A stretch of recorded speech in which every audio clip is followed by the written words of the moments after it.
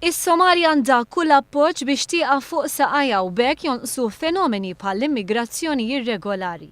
Sar dan il-Ministru għall-Affarijiet Barranin George Vella li ħasem f'konferenza organizzata mill-Unjoni Ewropea flimkien mal-Gvern tas-Somalja bilan ewlieni jkun li tmexxija l-ġdida s-Somala ittejjeb il-qagħda tal-pajjiż u ġġib il-paċi u l-istabilità. Il-Gvern Federali Somalu kien stabilit f'Awwissu 2012. Il-konferenza fi Brussell iddiskuti diversi temi fosthom l-għajnuna li l-Unjoni Ewropea tista' tagħti lil dan il-pajjiż minn fejn joriġinaw ħafna mill-immigranti regolari li jaslu fl-Ewropa. L-għajnuna minn pajjiżi Ewropej se tikkonsisti fit-tisħiħ tas-sigurtà tal-fruntieri u għajnuna finanzjarja. Il-Ministru Vella spjega li l-Gvern Malti se jkun qed joffri 50,000 euro kull sena għal perjodu ta' 3 snin bħala għajnuna finanzjarja lis-Somalja.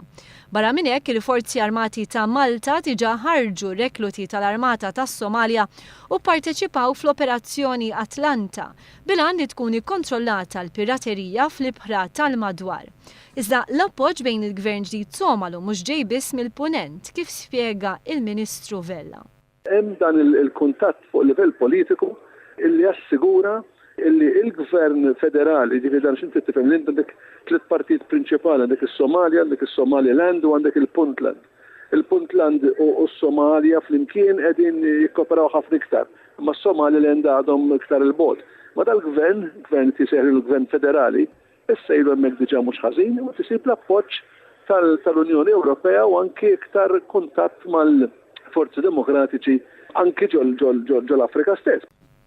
Waqt il-konferenza ħadu sem il-President tal-Kunsill Ewropew Herman Van Rompuy, il-President tal-Kummissjoni Ewropea José Manuel Barroso u r-rappreżentanta għolja tal-Unjoni Ewropea l-affarijiet barranin u l-politika dwar is-sigurtà il-Baronessa Catherine Ashton.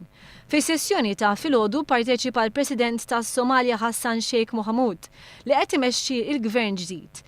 Il-Ministru Vella saħaq dwar l-importanza li jkunu s-Somali stess li jieħdu rridni ta' pajjiżhom u jibnu futur mingħajr konflitti, violenza u estremizmu.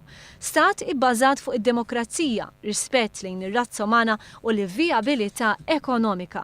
Enfasizza li tul is-snin Malta kompli trat numru kbir ta' persuni li jemigraw irregolarment mill-Afrika l Malta b'terz minn dawn ikunu Somali.